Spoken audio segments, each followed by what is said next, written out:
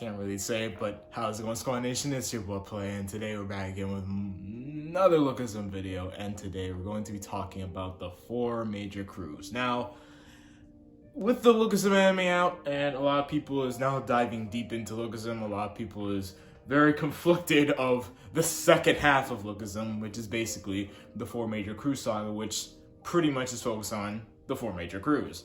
Now, I'll get into a deep dive and pretty much explain the whole story of the 4 major crew saga, as well as why the heck is so...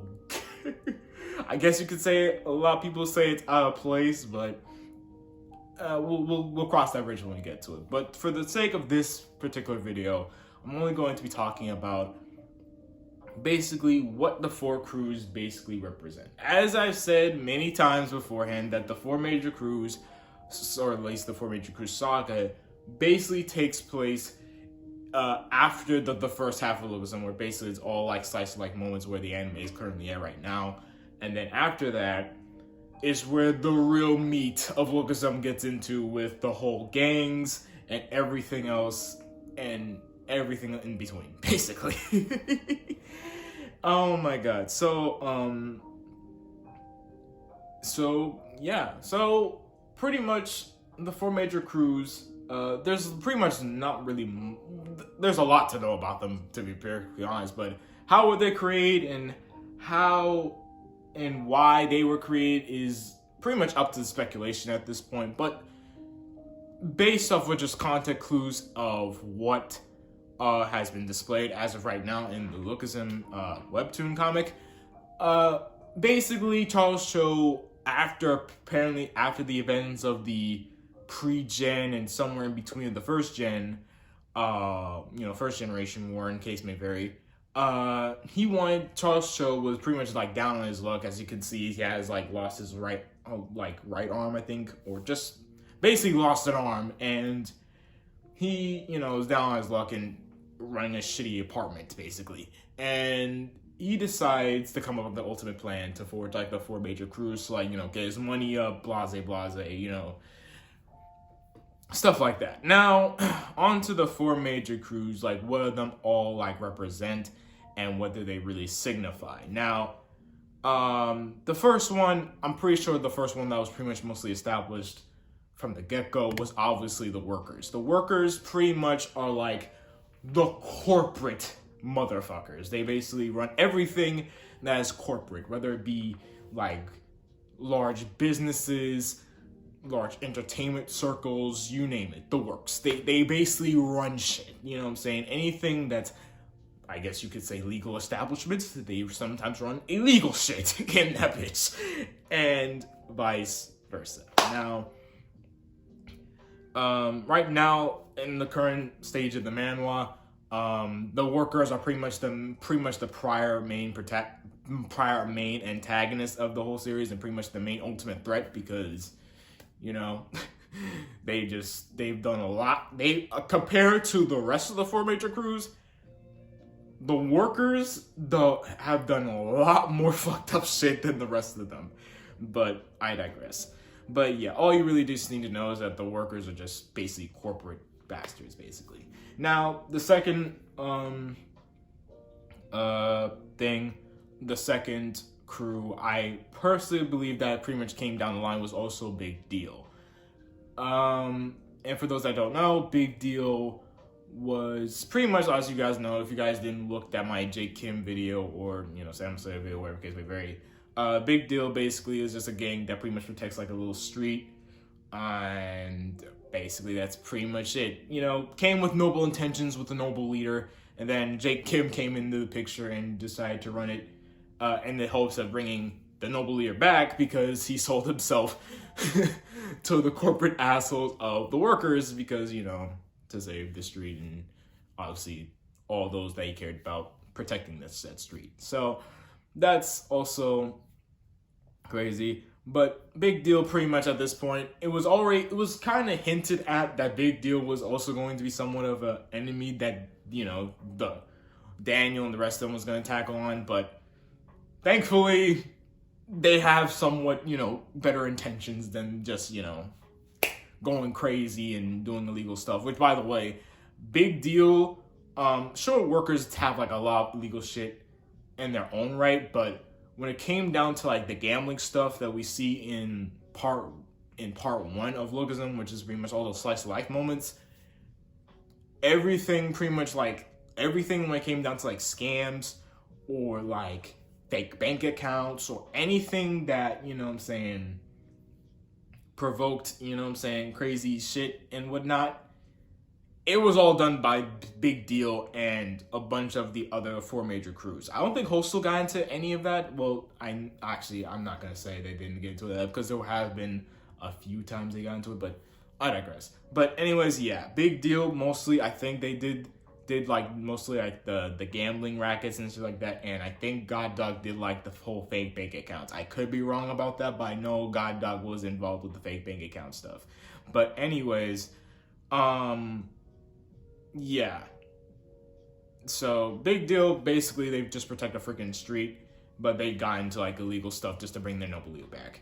The third one is actually Hostel, and Hostel is possibly by far the one that has the most tragic backstory of them all, where basically a group of high schoolers who just wanted to pretty much, who didn't really have much sense of a family, I guess you can say, decided to create a family. Well, to be perfectly fair, one teenager wanted a family, you know what I'm saying, to create a said family, you know, because he had a shitty fucking life because, you know what I'm saying, like, trust me, if you went deep dive into Eli Jang's backstory, trust me, I probably will at some point, probably when I cover the four major crew stuff, when it comes down to the story-wise, but basically, Eli Jang had bad, and as a way to pretty much cope or pretty much like, you know, try to rectify, to have a sense of family, he decided to create family, which ended up becoming Hostel, which again came with wholesome intentions, but when Gunn and a few other people just saw Eli and other than like doing these crazy, like, well, they were doing some type of legal stuff, but you know, they were doing it in order to survive because again, they were pretty much runaways, you know, run away from home, blah blah blah, you know, the whole shebang basically. You know, Gunn wanted to like, and I know for a fact that Big Deal was the second to join the four major crews because we see Jerry Kwan in there. We see Jerry in there. I think either that or God Dog. I am either. Oh, excuse me. I'm pretty sure the third one had to either be. Third one. Actually, I'm tripping. I think the third one was God Dog because I think we also saw I think I saw Johan in the backstory as well when Hostel was getting created. But, anyways, again, I'm probably fucking up, but it is what it is. But I'm just honestly just going chronological order to how all of them are just getting destroyed, basically. But anyway, with that, I'm tripping. Anyways, can't speak.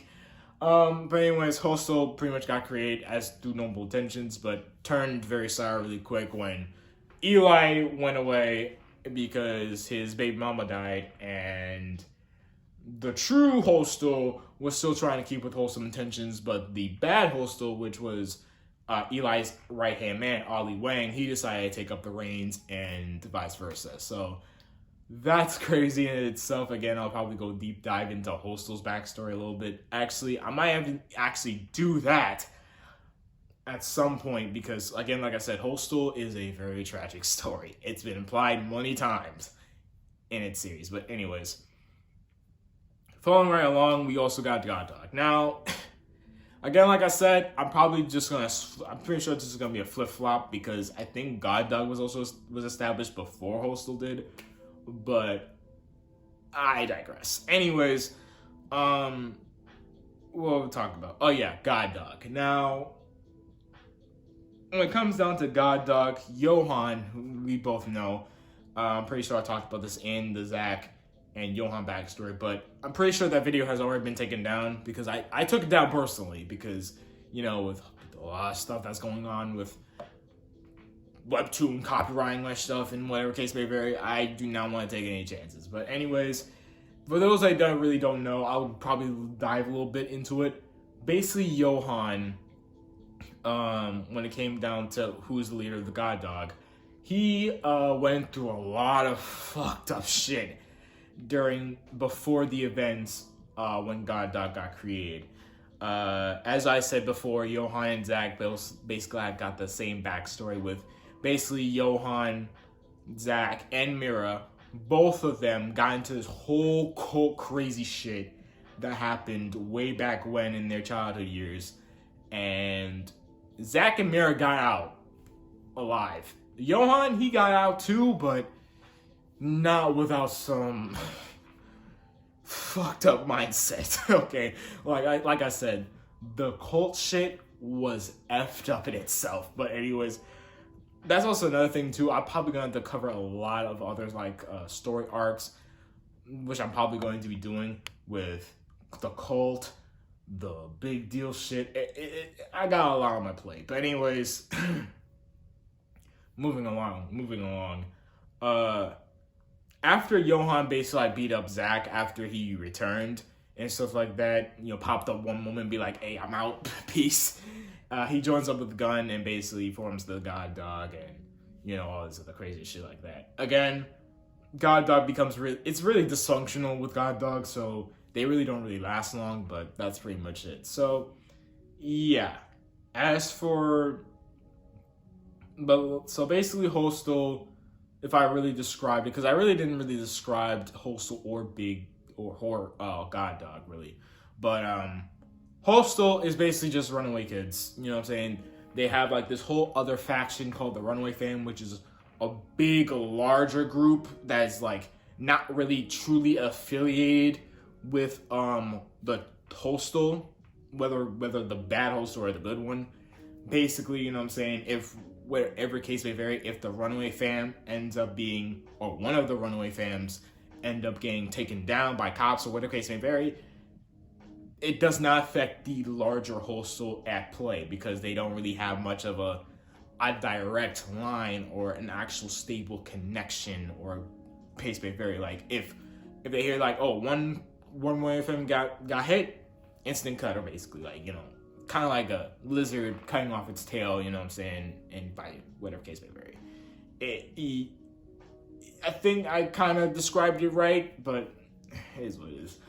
As for God Dog, it was a straight up gang. I'm not gonna get too much into it. It was just basically a straight up gang. Like I said, it was a very dysfunctional gang with basically a lot of crazy shit happening. And it was obviously the first gang that actually went during the start of the Four Major Crew saga, which, fun fact if you guys didn't know. But anyways, that's pretty much it. Hope you guys enjoyed. If you did, please like this video. I'm going to probably continue making more videos like this. Yeah, anyways, like, comment, share, and subscribe if you're new to my channel. This is Blessed signing on. As always, thank you guys so much for watching. Peace.